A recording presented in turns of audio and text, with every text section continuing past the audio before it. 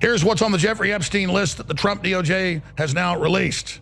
The sources that have now reviewed it say it's more than 100 pages, including list of contacts. The person said the release was likely to be a disappointment to sleuths eager to new evidence about Epstein's connections to prominent political business leaders. Former President Bill Clinton, yep, told you. That's not a disappointment, we know. Microsoft founder Bill Gates and President Trump are among the high-profile people. So what they're doing is they're just releasing people as contacts. Some are clients, some aren't. And then the media is going to blow up that and say, see, it's Trump. And they're doing other disinformation I'll get into in a moment. But we know over a decade ago, more than that, Trump kicked him out of Mar-a-Lago for targeting people's 14-year-old daughters.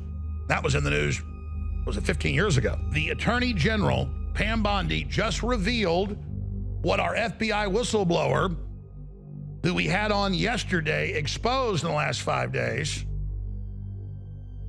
O'Boyle, that the high-level feds at the highest level that were hiding stuff in siloed servers off-site from D.C. was the Southern District of New York. That's the main nest the Democrats still have control of partially. It's where they've been refusing to quit and all the rest of it. That's where they have a huge database of secret Epstein information. This is a Fox News alert. The Epstein files have been released. Fox News senior national correspondent Kevin Court has been pouring through all the documents. Kevin, what can you tell us?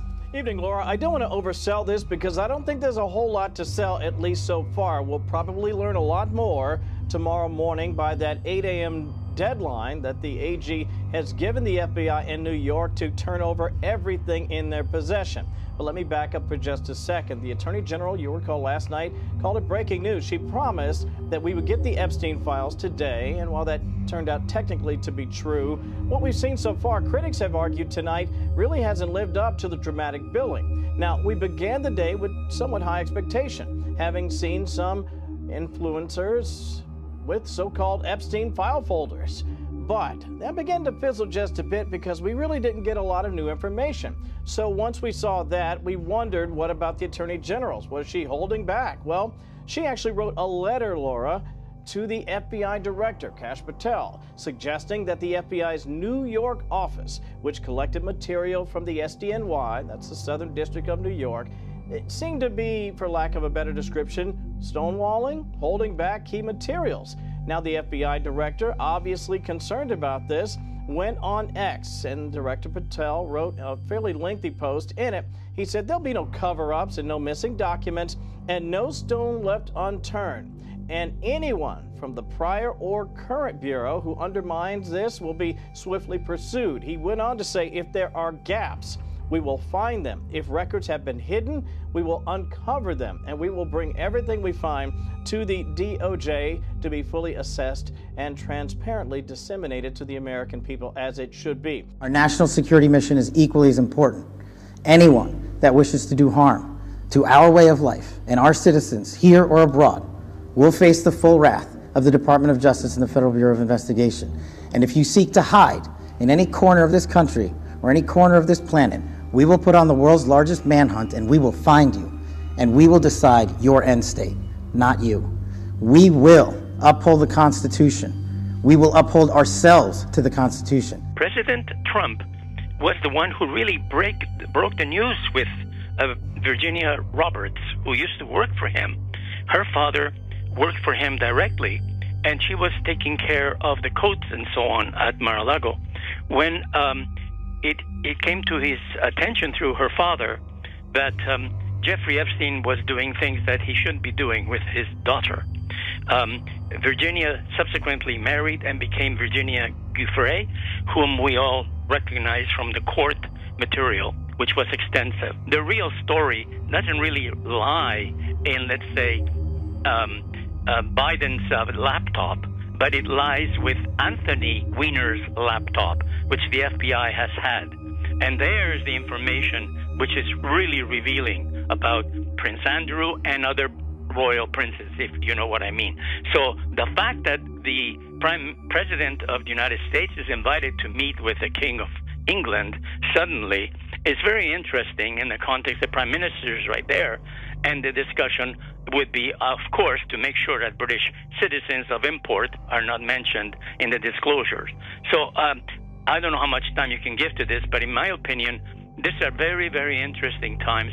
And Kash Patel, this is why I wanted to access your line and let you know he should get Anthony Weiner's laptop. We're living interesting times. The story of Jeffrey Epstein really should be put in context. A viral video making the rounds has utilized Google Earth's history tool to show what appears to be mass graves on Epstein's island that were dug shortly after his arrest in 2006. In September of 2002, in the center of the island, Google Earth shows that there was nothing but a bare mound of earth. In March of 2005, the Palm Beach, Florida police began investigating Epstein. In July of 2006, Epstein was arrested by the Palm Beach Police Department. Hours later, he was released on a $3,000 bond. A few months later, in November of 2006, Google Earth shows that the previously bare mound has what appears to be mass graves freshly buried on top of it.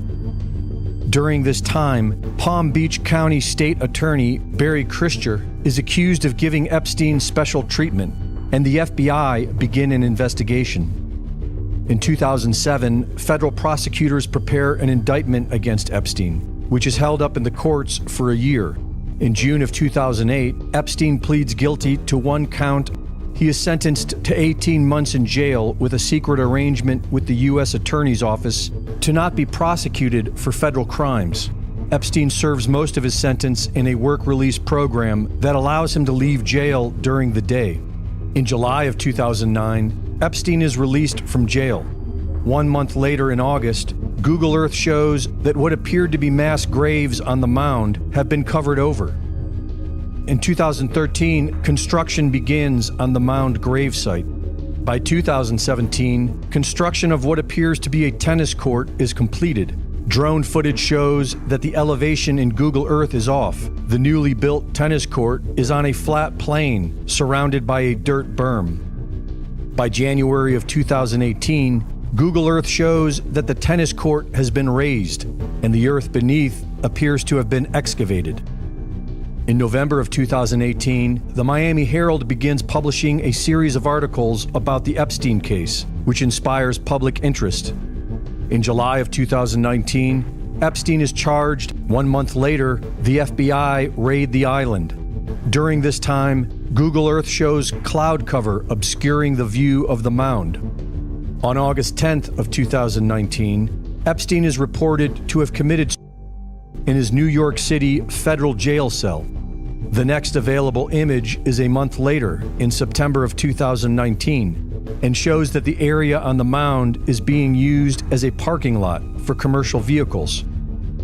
The area is cleared by 2020 and has remained so until today.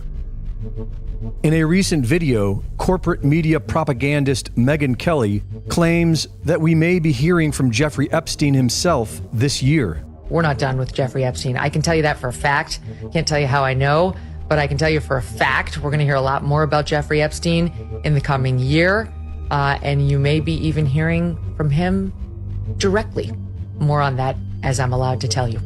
This will make you sick. 200 victims. 200. So we have, well over 250 actually. So we have to make sure that their identity is protected and their personal information. What you're going to see hopefully tomorrow is a lot of flight logs, a lot of names, a lot of information, but it's pretty sick what that man did. Senator, you said you're going to release what you know. What can you tell us? Yes, indeed, and I've been so pleased that AG Bondi and Director Patel have worked with me on this. As she said, we have to make certain that these victims, and it is over 250, that their names are redacted, they are protected. And Maria, This is going to be a phase 1 release in short order. I will have the hard copy in my hand. AG Bondi is responsible for what will be the public release on this. I see. She has worked diligently on this, and so appreciative that we can begin to get this information, that we can begin to break apart what became a global human trafficking, sex trafficking ring, about $150 billion a year business. It is time to get some justice for these victims, for these women and children, and this will be a phase 1 release. There will be more to come.